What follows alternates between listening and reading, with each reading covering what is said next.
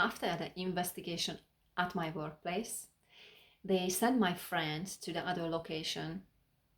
The problem was my friend was the assistant stylist in a dog grooming place, and we had a salon manager, and they were fighting with each other. And because I was the only one person who knew what really happened in a salon, they asked me to go for an investigation, and I had to tell them the truth. And the result was they sent my friend to other location, and they kept Maya at my place. But after a while, only just Maya and I was there. We needed more people. We needed assistants who pick up the phone, but we had no one. So my manager started to pushing me to pick the phone up, especially because she couldn't work like 7 days straight or 1 month straight. She needed day off too. So she wanted to be sure when she is not there, I can do a decent job. I can pick up the phone, I can schedule appointments, or I can communicate with clients. And because English was my biggest challenge, she really had to push me into this. And one day she said, I will go away for 8 days, so you have to be ready. You have to call the clients, and even you have to schedule the appointment while you're calling the clients. And yes, that was a huge challenge for me, especially the spelling. Just one little thing. My name is Edina. If you are an English speaker and you never ever studied other languages, or you already forgot, just a little bit of insight. My name is Edina, and how you spell it in English is Edina. But in Hungarian, Edina is Edina. So it's totally different. So in English, the E, that's a E in Hungarian. The I in English is a E in Hungarian. And the A in English is a O in Hungarian. Totally different sounds. Like when you listening, it's totally different.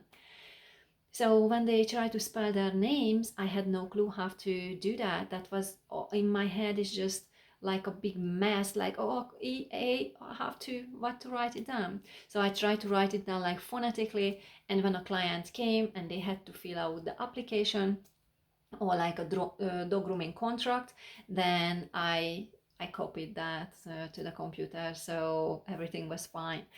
But yeah, that was a big challenge. So my manager threw me into the deep water.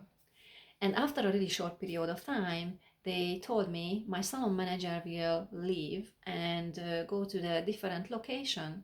They had hundreds of locations all around the United Kingdom, and she had to go to Hendon. That was in London also, but that was a busy salon, and ours were not.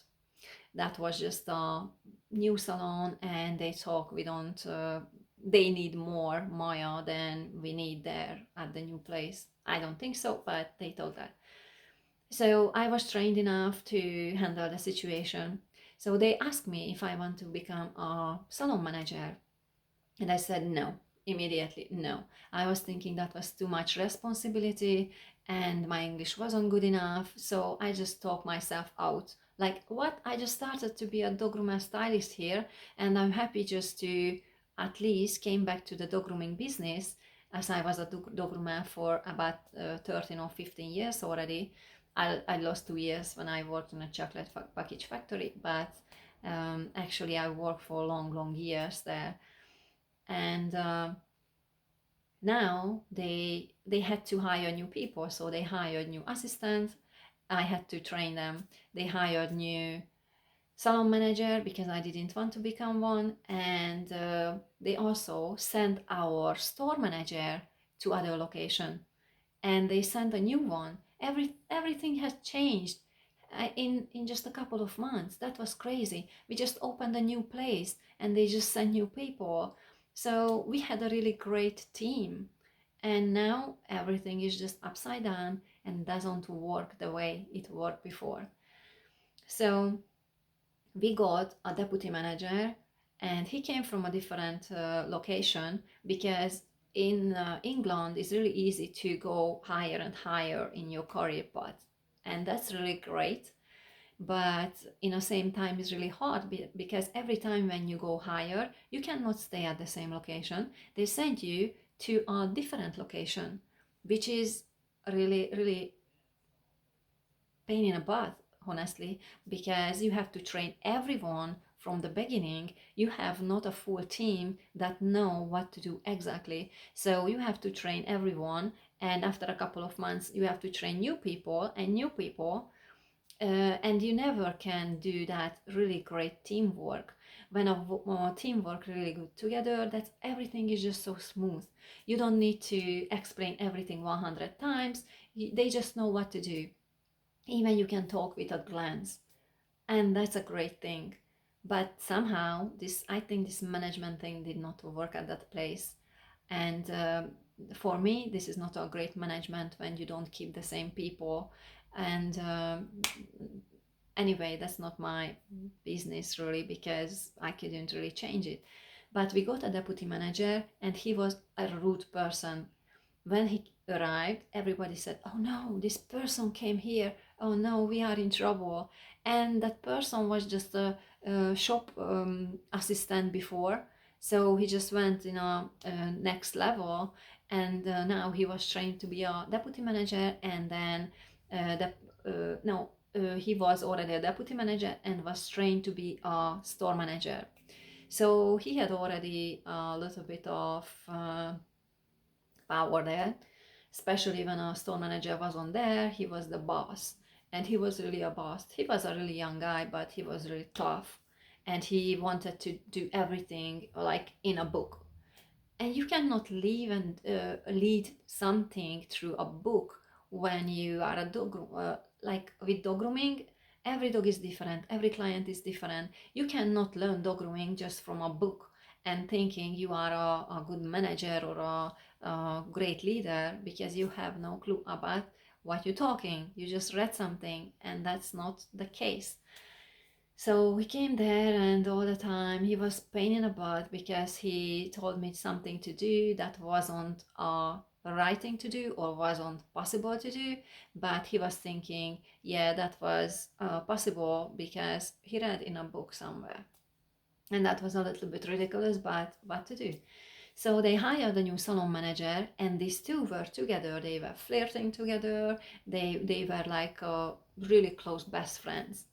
And one day they told me I have to groom more dogs in a day, and we had to do at least 6 or 8 dogs a day per stylist. It's different when we work with the assistant, but just for a stylist. And I told them I cannot groom more dogs than I grooming now, because the quality won't be the same, and because I work in a really high quality, I don't, I don't, I am not able and don't want to give out a really local quality job just to groom more dogs. Of course, that's not good when a management wants you to do more and do their way. And I should have just zip up, but I was a groomer more than um, 13 or 15 years, and I was a trainer in Hungary. And because of this, I think I was proud, no, I had a high pride. I always mess up these two words, about my job and about my work, because my client always came back. I got always really good review all in Hungary from my clients for my trainees. And now I am here middle of United Kingdom, and somebody telling me have to groom a dog in a lower quality. That was like somebody is just stabbing me with a knife, like, oh, I hate it. I didn't want that. So every my cells was shouting like, no.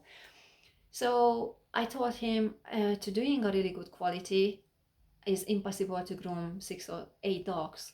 I cannot do that with a high quality. So he came there. There was a new salon manager, and they were really, really, I don't know, maybe in love too, but that's their business. But he said, so you said Lucy is not a good groomer because she can groom 6 or 8 dogs. So you say she doesn't work in a high quality?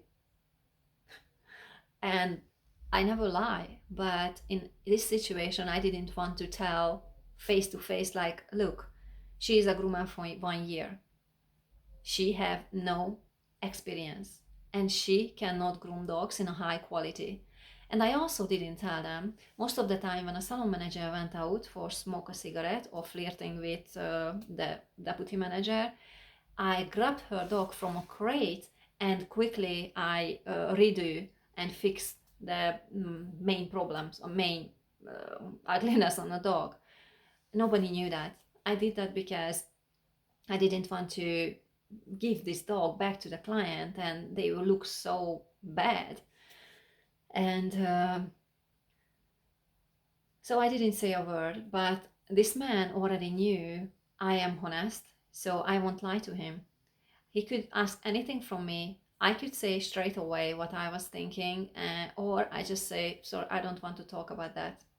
Especially since they removed my friend from our workplace and they sent to somewhere. And I learned better sometimes I just zip up and don't say something that can hurt others. So I didn't want to hurt our new young salon manager. She was learning. She was okay, but wasn't a high quality job. And after this day, I was puffing because he said she learned, the salon manager, have to groom dogs nicely, and this is a pets at home quality.